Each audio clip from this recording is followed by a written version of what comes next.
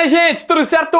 Vamos nessa então falar sobre Grêmio. Nesse vídeo aqui te contar que Mano Menezes deu uma entrevista muito bacana pra Grêmio TV. Eles têm lá um quadro que é mano a mano. E aí, dessa vez entrevistaram, mano. Ficou sensacional, por óbvio.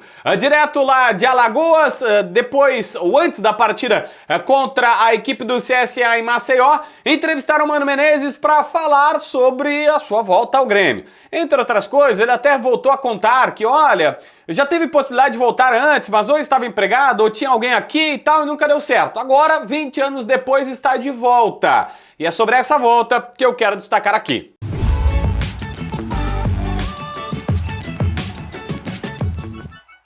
Bom, gente, o Mano lembrou que é a primeira vez que ele vai estar na Arena no domingo que vem comandando o Grêmio. Ele nunca tinha treinado, ele só treinou no Olímpico. E que o clube mudou muito da sua primeira passagem para aqui. O estádio é mais grandioso, o CT oferece melhor condição de trabalho. E ele disse, olha, é bom ver que o clube acompanhou as evoluções do mundo e do futebol brasileiro em si. O ruim seria ter chegado aqui e tá tudo igual, como 20 anos atrás. Era sinal que parou no tempo, e isso é bom.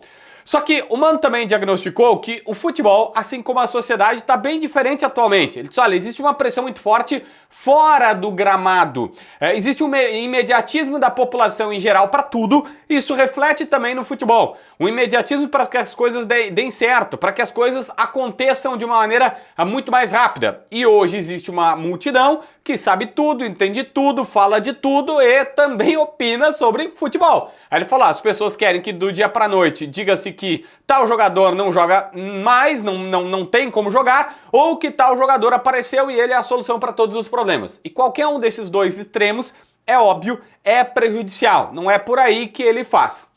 É inegável, segundo o Mano, que ele mudou muito da sua primeira passagem pra cá. Né? São 20 anos depois, muita coisa aconteceu e tal. Só que ele falou, tem uma coisa que ele não perdeu, que é a indignação. Que é buscar a vitória muito e sofrer muito na derrota.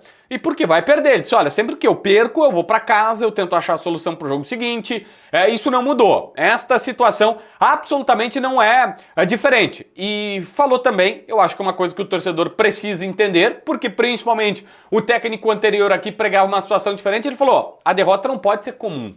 A derrota não pode ser tratada no Grêmio como comum. A derrota tem que ser sentida tal qual o torcedor sente, o profissional que tá lá tem que sentir, não pode dizer, não, tudo bem, perdemos e tudo mais.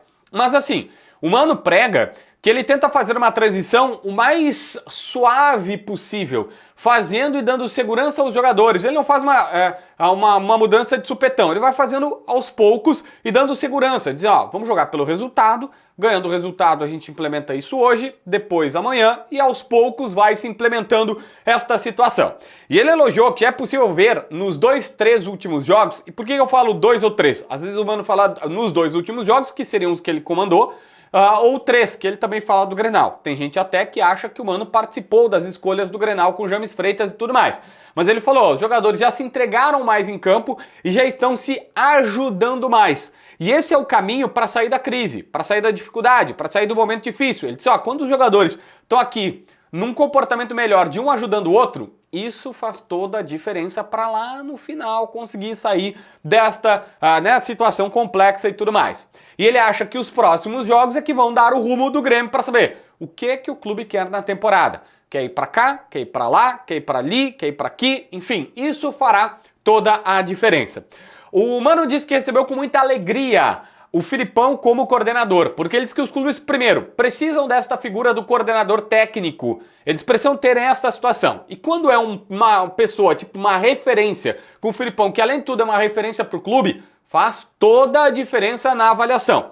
E ele falou, não tenho nenhuma dúvida que iremos nos entender muito bem. Até aquele momento da entrevista, o Filipão não tinha chegado a Maceió, chegou ontem à noite, e ele disse, o Filipão sempre foi um cara que no bastidor falou muito bem dele, sempre avaliou, lá atrás quando o Mano desembarca no Grêmio, ele disse, olha, o Filipão sempre falou como se fosse dando o aval, dizendo, olha, é um técnico novo, é um técnico, ele sempre referendou esse trabalho do Mano Menezes, porque provavelmente o Filipão vai lembrar que ele estava no Juventude, foi convidado lá atrás pelo seu Verardi, ele recontou isso na entrevista de reapresentação no clube, foi convidado pelo seu Verardi para comandaram o Grêmio. O Mano tava no Caxias. E era uma situação muito parecida. E aí o Filipão referendou ele em entrevistas públicas, em conversas de bastidores para as pessoas do Grêmio, dizendo, cara, vai lá, dá uma chance, o cara tem potencial e tal. E isso faz toda a diferença para essa espécie de, vou usar uma palavra minha, mas que ficou lúcido para quem ouviu a entrevista, espécie de gratidão do Mano Menezes com